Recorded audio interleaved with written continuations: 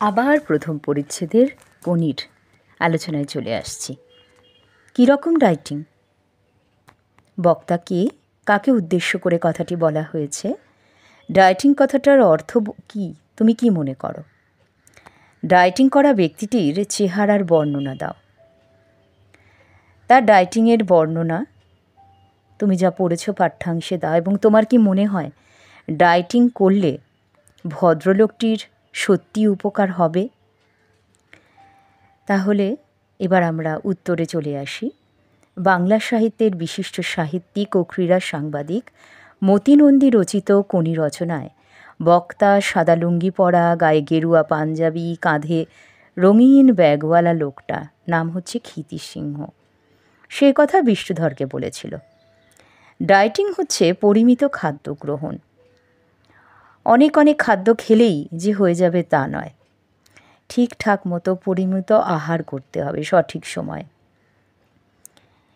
বিষ্ণুধরের চেহারা বিশাল আকৃতির, প্রায় 3 মণ ওজনের, দেখতে জলহস্তির মতো, সারা শরীরে চর্বি থলথল করছে, বয়স প্রায় 40, অনেক বিশাল ভুঁড়ি, উপুর হয়ে শুলে সহজে চিত হতে পারে না, কাউকে তাকে ঠেলে ঠুলে চিত করে দিতে হয়। এক কথায় তাকে গন্ধমাদন পর্বতের সঙ্গে তুলনা করাই যায়।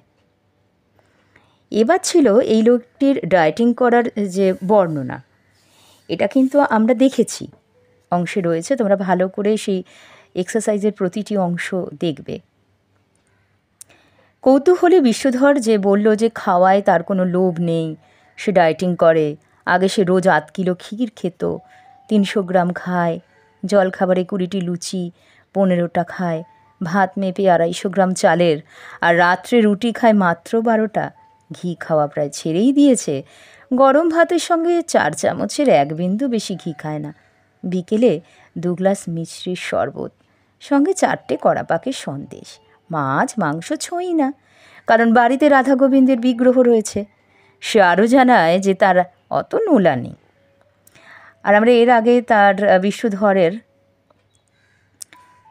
চেহারার বর্ণনা তো দেখেইছি। আর তোমাদের যেটা বললাম যে ডায়েটিং করলেই কি বিষ্ণুধর সত্যি একজন সুস্থ চেহারা ব্যক্তি হয়ে যাবে, কি মনে করো? এটা কিন্তু তোমরা ভাববে, এটা তোমাদের ভাবনার মধ্যে থাকবে। তোমরা ভেবে চিন্তে বইটি পড়ে যদি অনুশীলন করে লেখো তাহলে উপকৃতই হবে। আজ তাহলে এই পর্যন্তই। অসংখ্য ধন্যবাদ।